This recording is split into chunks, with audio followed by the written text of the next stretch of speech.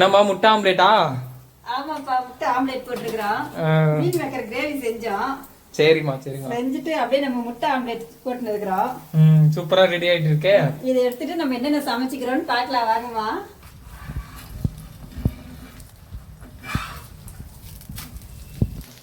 நம்ம என்னென்ன சாப்பாடு செஞ்சு வச்சிருக்கோம்னு எடுத்து வச்சிடலாமா?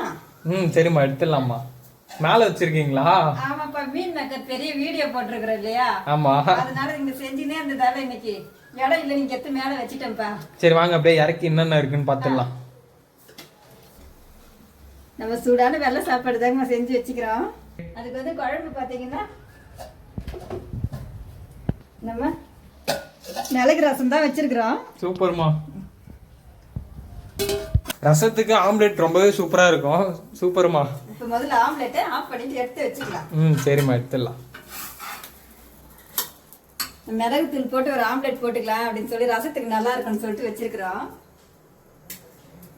நான் மீன் மேக்கர் கிரேவி தான் பண்ணியிருக்கோம். இது ஒரு பெரிய வீடியோ போட்டிருக்கிறோம். இது வந்து நீங்கள் எப்படி செய்யுதுன்னு கேட்டிருந்தீங்க, அதனால நம்ம செஞ்சு வச்சுக்கிறோம். அது பாருங்கம்மா.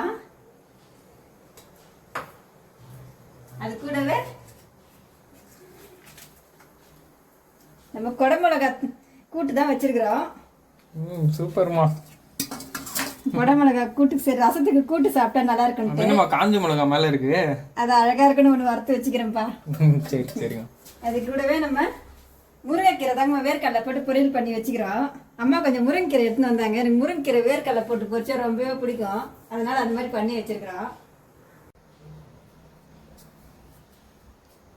நம்ம வெள்ளை சாப்பாடு, ரசம், மீன் மேக்கர் தொக்கு, முட்டை ஆம்லேட், மிளகுத்தூள் போட்ட முட்டை ஆம்லேட்டு, குடமிளகா கூட்டு, முருங்கீரை வேர்க்கடலை பொரியல், இதெல்லாம் தாங்க இன்னைக்கு நம்ம வீட்டு சாப்பாடு. எல்லாரும் வாங்கம்மா சாப்பிடலாம். இந்த வீடியோ பிடிச்சிருந்தா லைக் பண்ணுங்க, ஷேர் பண்ணுங்க, கமெண்ட் பண்ணுங்க. சத்யாம்மா சேனலை மறக்காம சப்ஸ்கிரைப் பண்ணுங்கம்மா.